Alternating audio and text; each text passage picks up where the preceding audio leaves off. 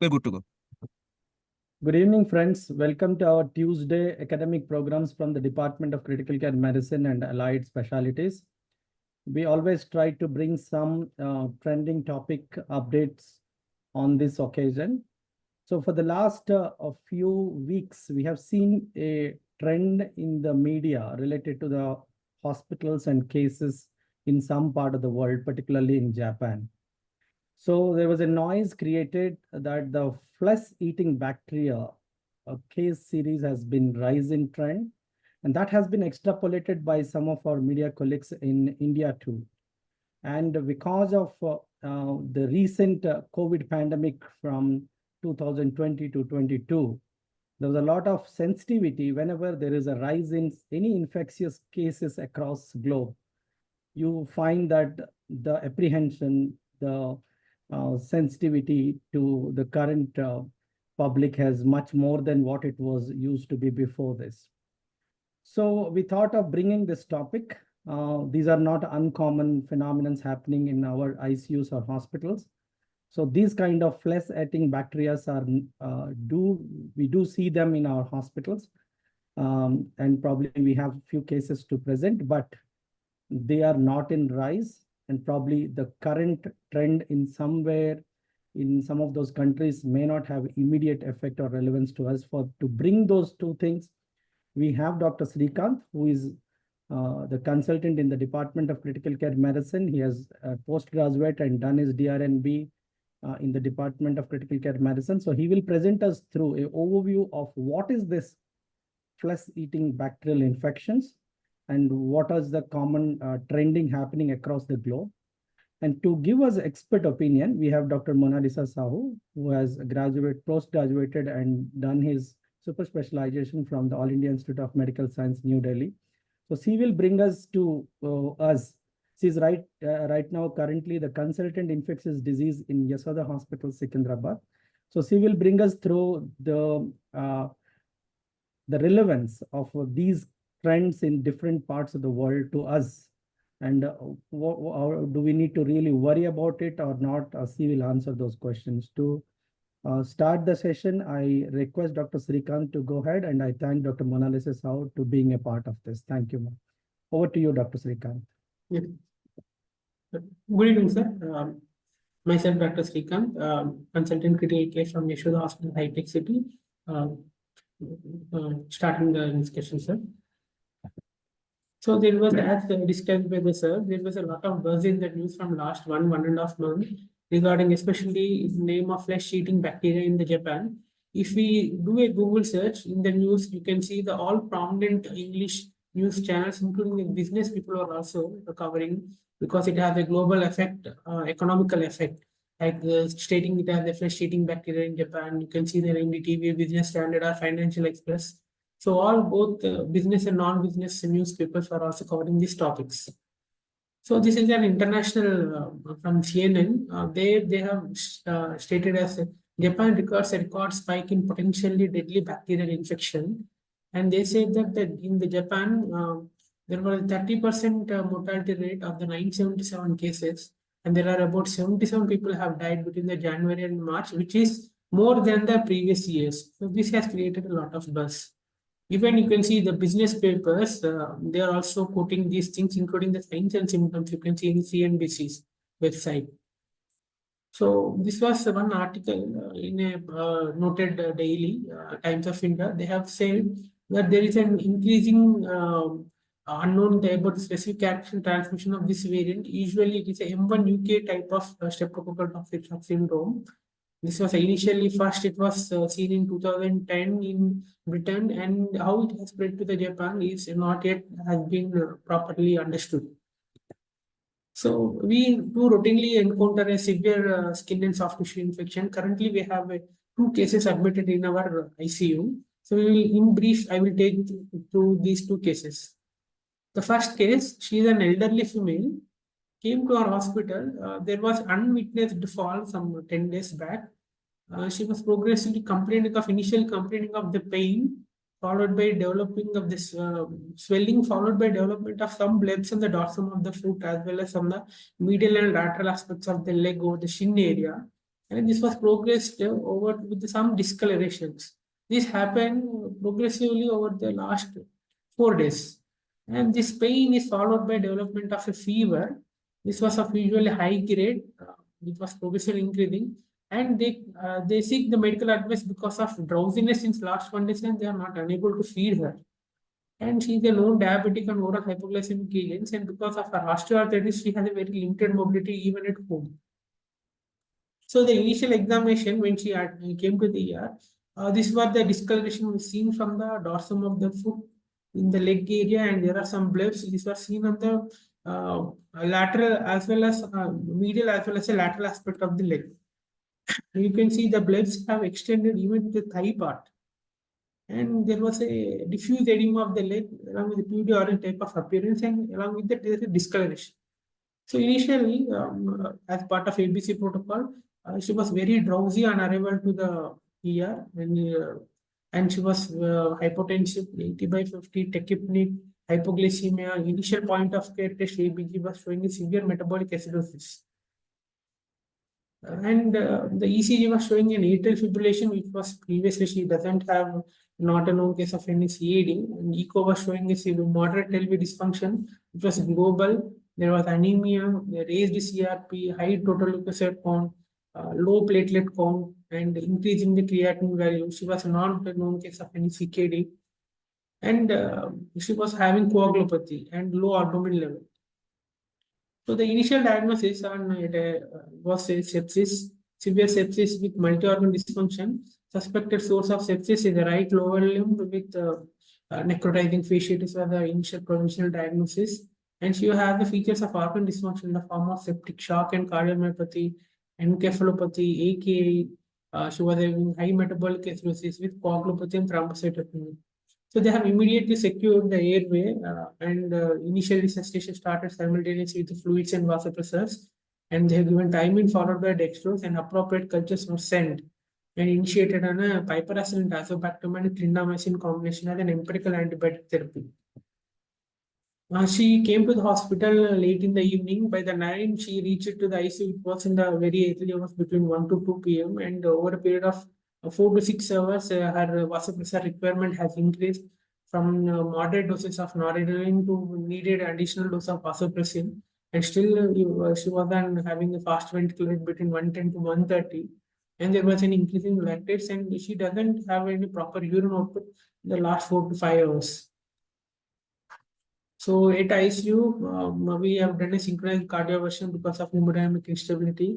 We have prepared for her for the surgery, and meanwhile, the blood and blood products in the form of plasma has been transfused. And immediately, patient was taken for a debridement and fasciotomy, and she was also initiated on a renal replacement therapy.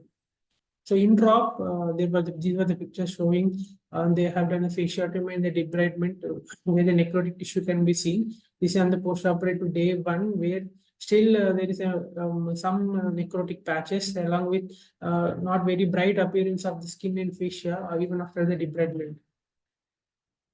So the initial, the aspirated fluid from the bullae have shown some gram-positive cocaine, along with the blood cultures are also positive.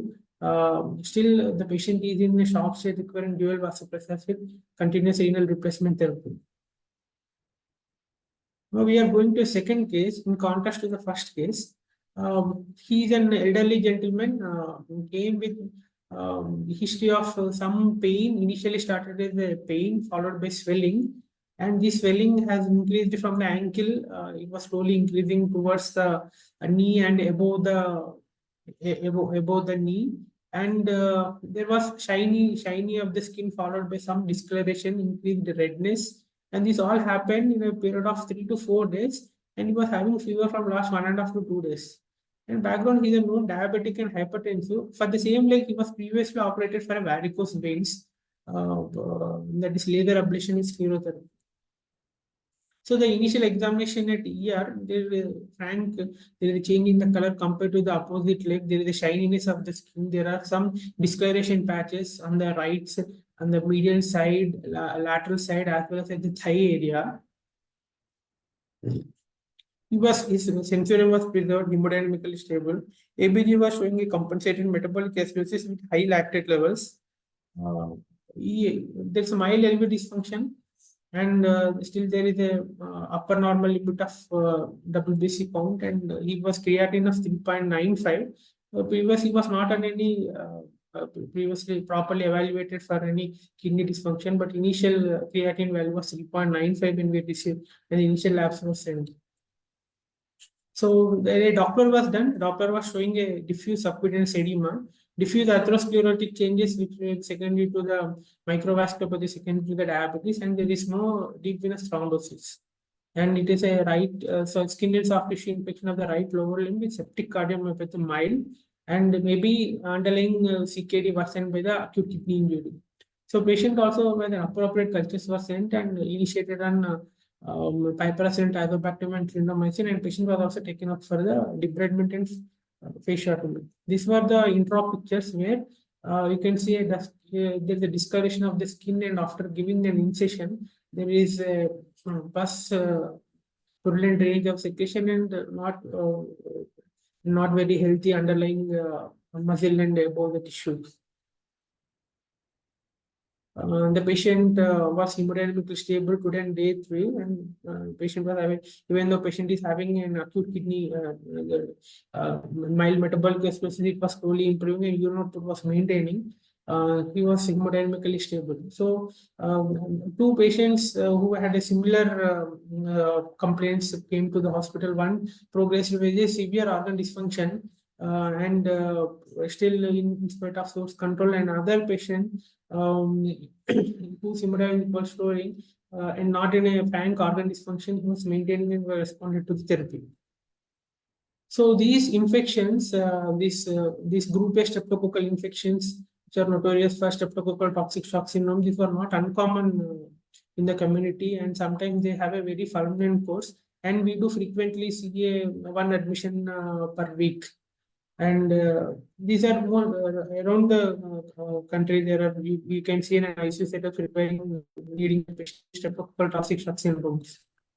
So, what are the various risk factors in brief? Any patient subjected to a major penetrating trauma, or in a patient who is having a minor, where there is a breach of skin secondary to minor laceration or blunt trauma, or in the form of infective lesions in the form of varicella lesion or insect bite, or the who patient have a breach of skin secondary to some procedures like colonic, urological, or gynecological, or any mucosal breaches, or patient having an immunocompromised conditions, or malignancy, obesity, and are part of alcoholism. These are the patients who are very prone for necrotic soft tissue infections.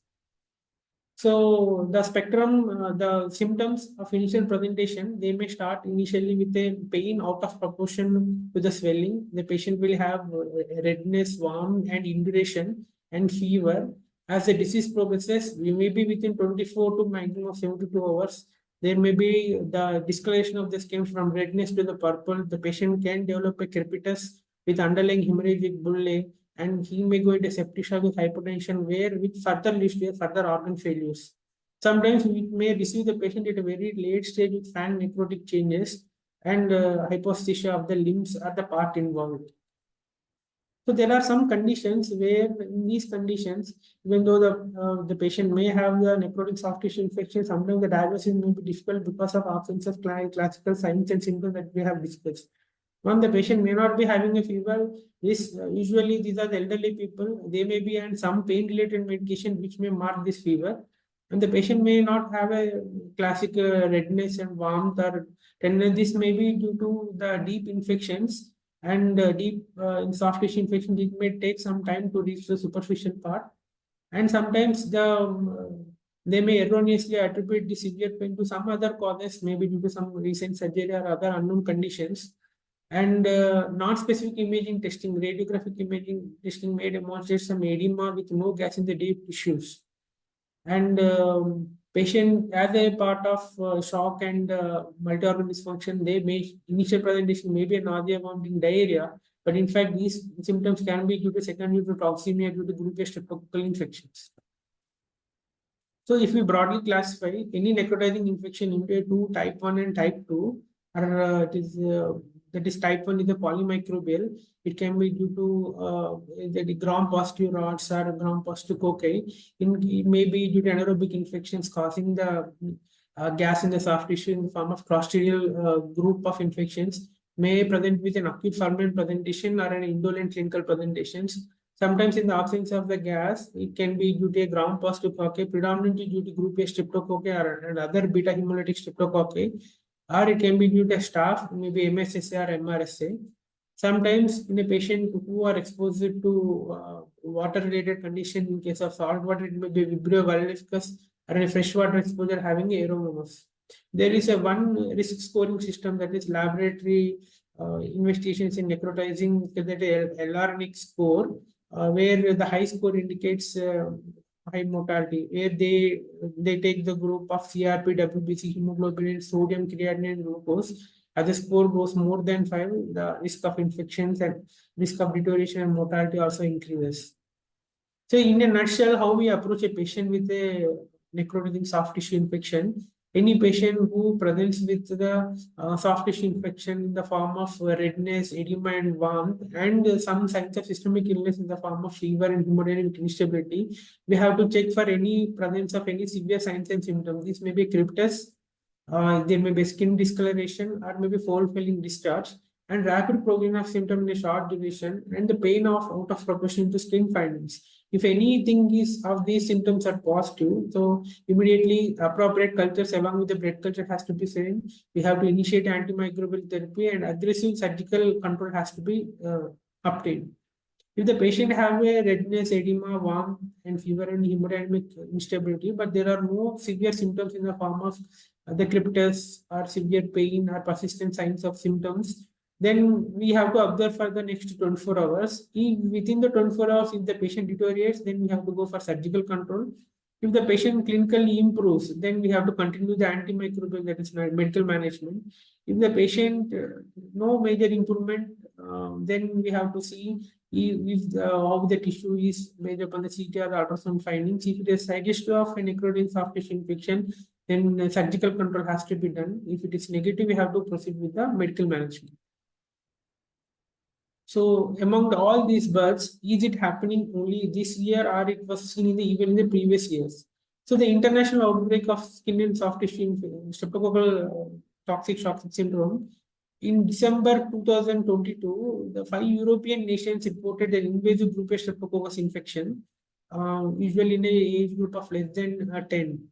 And by the March, the Japanese authorities also have issued warning that there is an increase in the cases. By July 2023, these age groups are predominantly under the age of 50.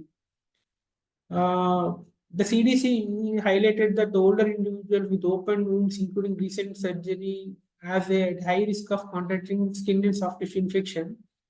But the exact cause of this year's spikes in cases remains unclear. They have noted in their website that experts don't know how the bacteria got into the body for nearly half of the people who got the streptococcal toxic shock syndrome. So the big question is, can it spread to other countries because of recent pandemic? Whenever anything is reported in the news, everything will be whether we or our country is getting affected. So there is a potential because of international travel, but unlike it is not an airborne type of spread of infection, we can, by maintaining a proper good hygiene such as regular hand washing and prompt treatment of any skin injuries is very crucial to prevent the spread of infection. So any patient who presents with a severe pain or high fever or a redness at a wound site should require an immediate medical attention, as the early intervention can reduce the morbidity in this as well as mortality in these patients. The public health measures, including the monitoring and quick response to new cases are essential to contain the spread of this dangerous infection. Yeah, thank you, Dr. Srikanth, for that brisk presentation and covering all the areas. I think what Dr. Srikanth tried to emphasize is the skin and soft tissue infection by a streptococcus, which is leading to a streptococcal toxic shock syndrome, is not uncommon in India also. We do see cases on and off, maybe 3 to 4 cases in a week. And sometimes maybe we get 1 or 2 cases in series, or in 1 or 2 cases in a week. So And the very typical two cases what he presented, if somebody presents in very late stage with a severe hypotension, refractory to vasopressors, on CRRT, and probably multiple organ shutdowns, the chances of they surviving is extremely low. But if you get these patients early, like in the second case, where actually aggressive fasciotomy, surgical debridement, appropriate antimicrobial source control actually turns this patient upside down, and these patients recover very well and get discharged. But this is a regular phenomenon which we see, India being the capital for the diabetes, the cellulitis, necrotizing fasciitis, diabetic foot, skin and soft tissue infections are not uncommon in our context, and we do see sicker patients in ICU also. But why have we brought this topic today? The reason to bringing this topic today has some different reasons. One is that in a recent time, we have seen a surge of those toxic shock syndrome cases in some part of Japan. And that brought to some awareness among some of our media colleagues, and that created a kind of both myths and facts putting together to the public. So we thought this is not a right way to go, and let us bring the medical fraternity who are experts in this field and talk about it. So we try to actually see that in the last couple of weeks, we had a couple of cases, we brought them here, and both the patients at this point of time doing well. So we see these cases on and off, and we manage these cases also. Yes, some of them with a very sick state can have a fatality also. So that's not also uncommon in this scenario. So coming back to our discussion, why we brought this topic, we have Dr. Monalisa, who is the ID consultant and expert in the field of infectious disease. So we will take her too. Ma'am, can you unmute yourself? Good evening. It was a very elaborate presentation by Srikanth with the two cases, which are right there in our ICU. So it is like we have been, as sir has told, like we come across the cases. It is not a new thing for us. As such, yeah, we'll be discussing further. So the first question to you, ma'am, right now we are seeing some media outburst in different segments. If you today click on your Google that the flesh-eating bacteria outbreaks in Japan, you will have maybe hundreds of posts from different media groups, including Indian media at a national level and a local level are talking about it. And there is a rise in cases of streptococcal toxic shock syndrome in Japan. So what do you think its relevance to today as a country to us? As such, we have been seeing the cases of these necrotizing fasciitis. The bacteria, there are several bacteria which cause these necrotizing fasciitis, and for the layman, they have these media guys have termed it as the flesh-eating bacteria. So it does not refer to any particular it can be due to the streptococcal or even the polymicrobial infections, as pointed out by Dr. Srikanth in the presentation. They can be due to streptococcus, Staphylococcus aureus, the other clostridial gas gangrene, and even in the cases of exposure to water, like it is seawater exposure, as were the cases seen in the US in September last year. They were due to the Vibrio vulnificus, which can also cause these flesh-eating bacteria-like presentation. And if there is exposure to the fresh water and these presentations are there, organism can be the Aeromonas. So there are different bacteria spectrum which can cause the similar clinical manifestations, and they have been together termed as the necrotizing fasciitis causing organism, the flesh-eating bacteria. And currently the cases in the Japan that have been increasing, they have been ascribed to the streptococcal strains. And they have the M1 UK strain has been classified as the one causing it, and it has got a higher pathogenicity and virulence. And also a higher mortality rate that has been being said. So, and also it involves the individuals who have lesser risk factors in contrast to the ones normal strains which cause in the people with more risk factors like the elderly and with diabetes and others. So this strain that has been circulating in the Japan currently involves the people below the 50 years of age along with lesser risk factors. So that is more concerning. But as such, we haven't come across any surge in the cases over the last few weeks. The number have been similar like prior we have been seeing. So not much of a concern as it was now. So these cases were there before. These Yeah, cases they were are there not before and they're in similar numbers. There is no numbers upsurge. now. There is no rise in trend, or there is you have No not. upsurge. So see, the problem right now in India is the reaction to any of these outbreaks. See, pre-COVID, the situation was different. Post-COVID, the situation is different.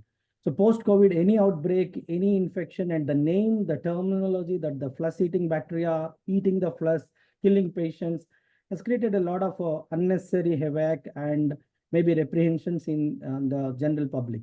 So what do you think that as a at this point of time, as a hospitals or a country looking at some trends in Europe in the last year, some trends here in Japan, that you as a country or your healthcare system should be doing? There have been pockets of infection in Japan that have been rising, but we haven't seen any such trend in our country. Moreover, in our country, we do not have a proper surveillance system where we would be reporting these cases if they come across. So, knowing the clinical presentations and having more vigil in the people with the higher risk factors, we should be keeping an eye if there is any surge in the cases and informing the authorities if there is any upsurge. So, like we have already done it in the cases of COVID, like where we had a very strict surveillance system and the cases were reported and we could track down them. So, if we observe any rise in the trend of the cases, we can like involve the authorities, inform them, and the public hospitals and the private can come together in having a proper surveillance system in place. And if there is any upsurge in the cases, that can help in tracking any trend. Dr. Sahu, you made a point saying that we don't have a registry, we don't have a tracking system of our rise in any case series. So in that case, we may not be aware of if at all that is happening. Yeah. Have you come across any such registry or any such studies in the recent times? We know as a country we can do many things, and we have proved it during COVID, but maybe after COVID again we gone down to the same baseline of previous status. I have reviewed the literature regarding this staphylococcal toxic shock syndromes and the necrotizing fasciitis. There is not much studies done from India. I came across like one study which was done from the PGI, Chandigarh. It involved a period of about 10 years, from Jan 2011 to December 2020, over a period of 10 years. And they saw the pediatric cases that were admitted to the ICU with staphylococcal toxic shock syndrome. The cases were about 63 cases over a 10-year span, and about 30% of 30 of them, like amounting to about 50%, had a prior skin infection, which further led to the toxic shock syndrome. So this is one of the largest studies, the data that is available from India. So it averages around the PGI is a tertiary care hospital, and so the most of the cases were the referred cases. So exactly the incidence cannot be stated by that, but it would be around like some 10 cases per year, 6 to 7 cases per year in that study. So that may be Underestimation. but we do see in many other diseases which kills more lives than this, including simple diarrheal illness or a malaria or a dengue. Ma'am, you pointed out ki we may have cases and there are pockets of cases here and there in different countries. What is the contributing factor? Why do we see this rise? Is there any clue anywhere, either in Japan or in any of those European countries where the cases were on rise?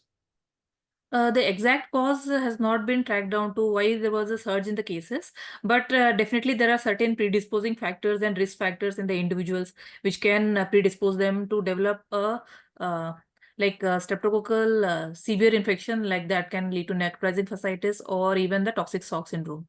As like pointed out in the presentation that we have made, like the various risk factors include the most commonly being the diabetes. No, not exactly the risk factors. The reason why we are seeing a surge in cases currently in Japan could we actually point out? So to- that these people have not, even the CDC is states that the exact reason for these upsurge in the cases has not been exactly known. And they could only track down one probably serotype or a Yeah, the variant, M1 which is UK the variant. reason.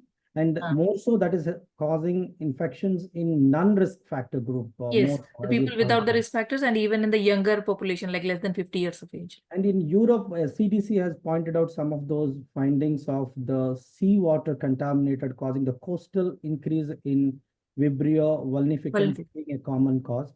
They talk about climate changes, temperature, and any insight into that? Those exact things have not been traced in our country. The cases of Vibrio vulnificus we haven't come across. Uh, the pathogen maybe isn't like surviving in our coastal climates, more so in the Western countries. So there are some interesting videos on the media, which I saw is people correlating the mortality rates of streptococcal toxic shock syndrome being 30% or more, and that they correlate with a COVID, which has a mortality rate of 1, and making a very scary and unwanted statement saying ki, compared to your COVID, this has a 30% more mortality risk, and that can make things worse and all that. So what is your take as an expert? See, yes, I do understand these have been given by non-expert people. We want an expert to give a clear message to the clinicians who are attending this and to the other public also. So what is the relevance of such kind of a comparison, which has no sense in itself? Definitely, this is a bacterial infection, and we know as if it is a severe bacterial infection causing sepsis and multi-organ dysfunction, the mortality rates would be definitely higher. And there is the media should be behaving more responsibly rather than giving statements like the mortality rate is 30% as compared to the 1% in COVID. So the method of spread and transmission is also different for the two. Like it is does not have like most of the precautions that need to be observed are the standard precautions for the cases of necrotizing fasciitis, along with the droplet and respiratory precautions only for a day after the starting of the antibiotics. But in the case of COVID, it is mostly the respiratory and droplet precautions which we need to observe, and it is the respiratory route of spread. So the spread is definitely more in the case of COVID. And this toxic shock syndrome can definitely, the mortality rates are higher if not diagnosed early and not controlled resuscitation measures are not taken. And the surgical debridement is very essential and early diagnosis so that the source of the toxin production is decreased, the bacteria sites are decreased, and hence these methods need to be observed. I think the post-COVID era, people are worried about some virus which started in a very remote place of Wuhan in China, actually took us all of onto a ride for the couple of years or more, taking so many lives and all. But we all need to understand this happened in once in 100 years, and that is because of it's a virus which actually spreaded in droplets, and there were debates about its airborne, and it was spreading rapidly from person to person, community to community, crossing the borders, infecting all the countries. But contrary to that, this is a bacterial infection, and we do understand that the bacterial infection doesn't actually spread in airborne. Maybe a day of a droplet precautions are required. So this spread, as Dr. Sahu is rightly pointing out, may not happen the way we have seen the viral illnesses spreading across. And these streptococcal infections were there since ages, maybe historically above 100 years, still we know the microorganisms are available. So we have seen that streptococcus being there. And this kind of mutant strains or resistant strains has been seen to be surge. And if you look at even the European countries' surge of Vibrio vulnificans, that surge has dropped down its own course in no more than a couple of months.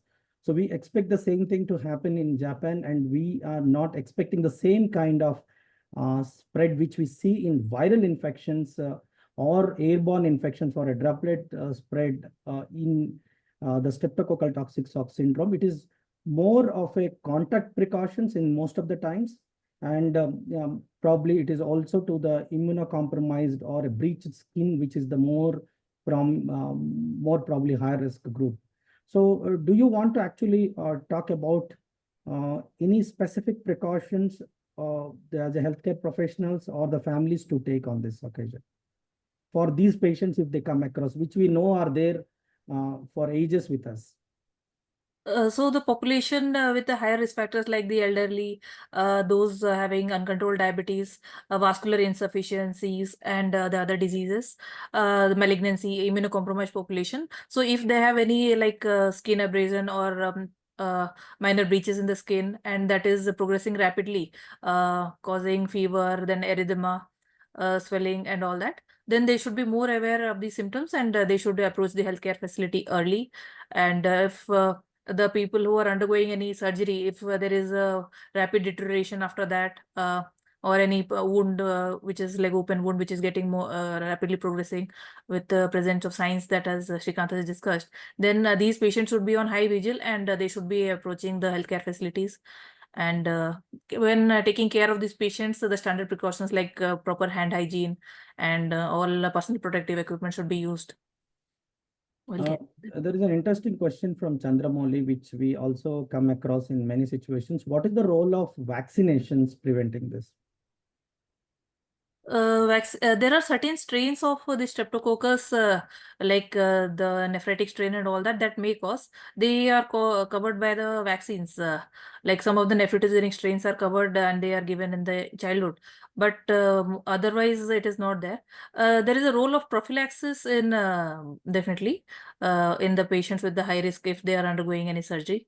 But vaccine as such only in the childhood, that is. Okay, there are questions related to what differentiates it cellulitis with sepsis. Are they both same? I'll take that question. So we are talking about different skin and soft tissue infections. So we see a kind of a carbuncle, furuncle, cellulitis, erysipelas, and necrotizing fasciitis. So these are the different spectrum of skin and soft tissue infections which we see. So how I differentiate between a cellulitis to a necrotizing fasciitis is, in cellulitis, you have a skin and probably a subcutaneous tissue is involved. But when you have a deeper tissue involved to a facial plane spreading from one compartment to the other in the facial or muscular plane, we call it as a necrotizing fasciitis. And how do I differentiate? Cellulitis is generally isolated to that part where the patient got affected. Whereas in necrotizing fasciitis, you will see as a local signs, discoloration, blistering, necrotic skin patches, swelling disproportionate to the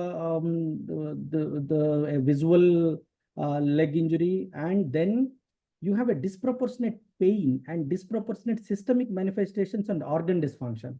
If I have a patient with a cellulitis kind of feature with a hypotension, organ dysfunction, lactatemia, I know it is not just a cellulitis, but it is spreading deeper into the tissue.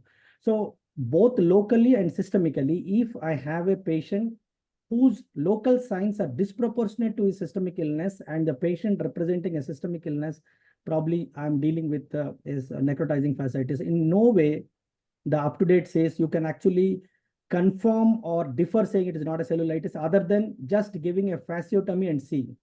There are incidences where there is no fever, there is no TLC rise, but there is a disproportionate organ dysfunction. Externally, the skin may not be very evident of any severe skin and soft tissue infection, but after fasciotomy, there has been evident of very badly necrotic facial planes, which was evident later half. So one way is if you have a strong suspicion, you need a surgical colic, opening it, sending the tissue for a culture, and probably doing a gram stain immediately, or sending those pus and the tissue fluid into a culture bottles, which can eld. So if you see our case, this fluid was aspirated from that one of the blisters and put back onto a blood culture bottle, and that blood culture bottle grew no more than 12 hours in a streptococcus, and we were waiting for an antibiotic sensitivity pattern. And believe me, most of the streptococcus are pan sensitive. They will be benzyl penicillin sensitive. Okay. And if I have a streptococcus on board with a benzyl penicillin sensitive, probably the choice of antibiotic in most of the situation will be a crystalline penicillin and benzyl penicillin. For a reminding for all of you, if you don't use it more often, your pharmacy may not stock it. Okay, you may need to search for your benzyl penicillin or CP. That's an unfortunate scenario which we face because of its use has gone down. Its cost is hardly 10 rupees. So nobody probably prefers it, but we use sometimes when I have a patient with a streptococcal strain which is sensitive to penicillin. We can use 4 million units, that is a 40 lakhs every 6th hour, 4th to 6th hourly, such a high dose to actually cut down the loading of this bacteria. And the other things we use is a clindamycin, which is an antitoxin effect. See, these bacteria are pan sensitive. They are sensitive to almost all antibiotic available on the globe, but they are highly virulent. If you have a patient who is a bacteremic, who had a multi-organ failure with a toxic shock syndrome, you may lose this patient in no time, less than maybe 24 hours. So because of its virulence, it's not because of its resistance. You may see a Acinetobacter or a Klebsiella, which is very, very highly resistant. For example, Acinetobacter may have a pan drug resistant, including your all antibiotic, maybe intermediate to colistin. But you may not lose such a patient in no time. But Streptococcus can kill your patient in no time. So that is the reason we need to probably give a very, very high doses of antibiotic in that frequency, along with the toxin which causes the organ effect and shock syndrome needs a antitoxin drug. The two commonly used antitoxin drug is clindamycin and linezolid. The dose of clindamycin we use in these patients in 900 milligram every 8 hourly. That is the dose we use. We do not adjust any dosing for a renal impairment. Suppose I don't have a diagnosis on board, but I am suspecting a severe necrotizing fasciitis with a streptococcal toxic shock syndrome or a staphylococcal toxic shock syndrome. Probably I will initiate one of the penicillins like a piperacillin tazobactam or a carbapenem on board. But the dose I use in a piperacillin tazobactam is 4.5 grams, probably every 4th hourly to start with, and adjusting later for the renal adjustment. Along with that, I will use one of these drugs which are antitoxin like a clindamycin or a linezolid. And then probably I de-escalate after a 24 to 48 hours when my hemodynamics and organs are stabilized. So this is how we manage them. If I have a staph aureus which is resistant to methicillin, or I have a high prevalence or suspicion of that, probably I have to cover them in the form of either a vancomycin or a ticoplanin in them on board before they come. So there is a question from Chandramouli related to the score which you said, the Linac score, which has been known for a necrotizing fasciitis. How can it be used for other skin-eating bugs?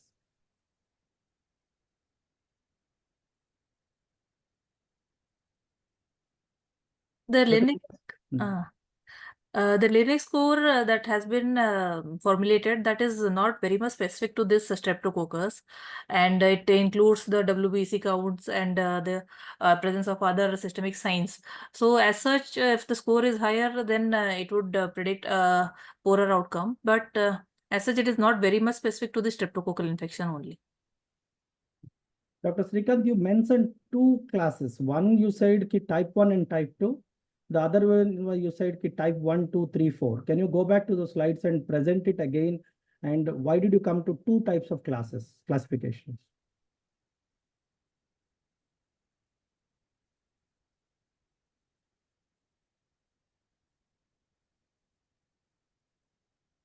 So previously the classifications were given into type 1, type 2, type 3, and type 4, sir. Type 1 is a Can you go to the polymicrobial. slides? Can I have a slides, please? That slide was missing in this. Okay, no problem. Go ahead. So am I visible, sir? Yes, you are Yes, visible. sir. So previously the classification was given to 4 types: type 1, type 2, type 3, and type 4.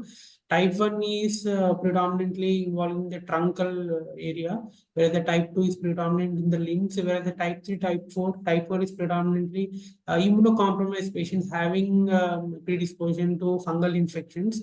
And the type 3 is the type of mixed type of infection which has been changed into a polymicrobial and a monomicrobial, that is type 1 and type 2, where the type 1 it is predominantly having a gram positive rods where there is a more of gas producing organisms, in the form of whether it may be an acute or a indolent presentation, whereas in the type 2 that is monomicrobial, the patients in this, it is non-clostridial type of infection, that is most probably invasive group A streptococcus, and other than streptococcus, it is a staphylococcus. And as discussed previously, whenever the patient has an exposure to the water, depending upon the type of the water exposure, either can be an aeromonas or a vibrio. These classification, depending upon the predisposing factors, which helps us to know the choice of antibiotic. As discussed previously, we should, and an empirical antibiotic therapy, we should go with either a penicillin group in the form of piperacillin tazobactam or a carbapenem group of antibiotics, along with an antitoxin producing effect having a clindamycin, and even a patient having a risk factors for MRSA to add a vancomycin. So this helps to based upon the radiological investigation whether it is a clostridial or a non-clostridial type of infection. So the question is, how long should a clindamycin be given? The answer to this is, it is recommended to use both a penicillin or and a clindamycin if a bug is sensitive to both for a period of hemodynamic stability or organ stabilization, maybe close to 48 hours or more. Then you can actually de-escalate to 1. So the frequency of piperacillin tazobactam is one more question. Yes, we know the regular standard dose of piperacillin tazobactam is 4.5 grams every 6th hourly. But in situations like this with a streptococcal toxic shock syndrome, we prefer to use 4.5 grams every 4th hourly for 24 hours. And then once it stabilizes, we de-escalate. But irrespective of whether we use piperacillin tazobactam or one of the carbapenems, we combine with an antitoxin drug, that is preferably clindamycin, till proven otherwise that it is not a streptococcal or a staphylococcal toxic shock syndrome. So one of the antitoxin drug is there. So if I have a MRSA and I wanted an antitoxin drug with skin and soft tissue infection cover, probably linezolid in a dose of 600 milligrams IV twice a day is equally maybe effective in situations so that. So linezolid will have a antitoxin effect like this. So there are debates related to the other indications, like what is the role of IVIG in them? It's a toxin, so can we neutralize this with any immunoglobulins? So the previous decade, initially when we were in medical post-graduation, the concept was to consider IVIG. But in the last decade, there was a consistent information that probably the studies was not suggesting any benefit. But recently, from 2018, a multicentric study or the meta-analysis found to have a 90 days significant mortality benefit by IVIG. So the up-to-date mentions about it, if I have a streptococcal toxic shock syndrome and the standard of care is not helping, I can consider a IVIG in them, and the dose of IVIG in them is 1 gram per kg in the day 1, followed by 0.5 gram per kg in the second day and 0.5 gram per kg in the third day. And this has been a new addition from the up-to-date, but we need to relook into our own hospital protocol because of this expensive nature of this. So the more important, I believe the most crucial point in the whole management of streptococcal toxic shock syndrome, which can make a difference in the outcome, is surgical intervention. Surgical debridement, source control. That's the key for all this management. The rest all comes as a supportive. You support his ventilation, oxygenation, renal replacement therapy, acid-base balance, cellular homeostasis, but the key is source control. And for surgical, this kind of streptococcal toxic shock syndrome, aggressive surgical debridement and source control, along with a high dose of antimicrobials, are the key in these patients to make them better. And the clue is a very rapid deterioration. If you have a site somewhere, a site of skin and soft tissue infection, and the patient is going into refractory hypotension with no time, you suspect a toxic shock syndrome in them. And you invariably can get a gram stain from the fluid or a tissue quick on the periphery that they will be streptococcus, which can be easily identified. And you can grow them if you are actually pushing that fluid into a blood culture bottle. So this is what has been our experience. If the patients reach us in time, and we do aggressive care, I think we can still save good percentage of these patients.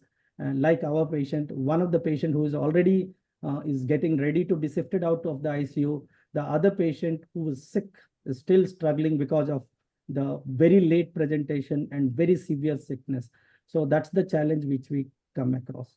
So actually, with this, I think we have spent a good amount of time. I thank both Dr. Srikanth in bringing those cases and that overview and a very elucid presentation. And I thank Dr. Monalisa for adding those expert opinion about the global rise in pockets of cases of the streptococcal infections or pockets of maybe a Vibrio vulnificans.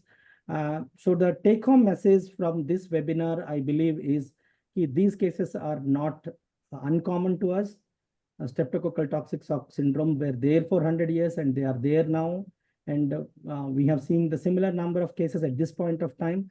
But as these cases has been reported to increase in the other parts of the world, we need to keep a watch on them.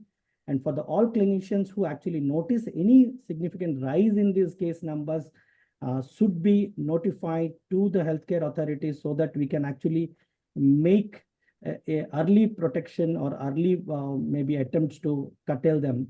These are not difficult like what we have seen with viral infections or COVID, but what needs to be done in these cases is probably a contact precaution, which is more easier to contain than what we have seen with viral infections like COVID.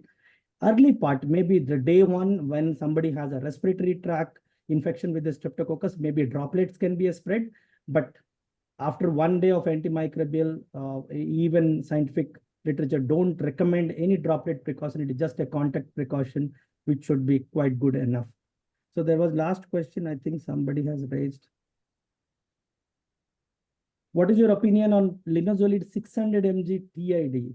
Not aware of increasing the dose. The dose recommended for linezolid at this point of time, even for toxic shock syndrome, is 10 milligrams per kilogram every 12th hourly. Any comments there from Dr. Monalisa on this?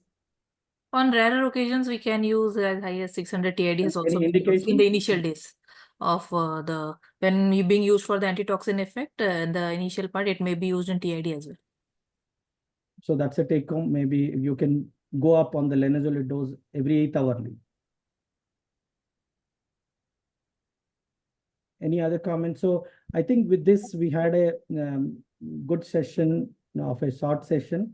Thank you, both of you. I thank all the audience and participants to being there with us. And I conclude the session. Thank you all. Thank you, sir. Thank you.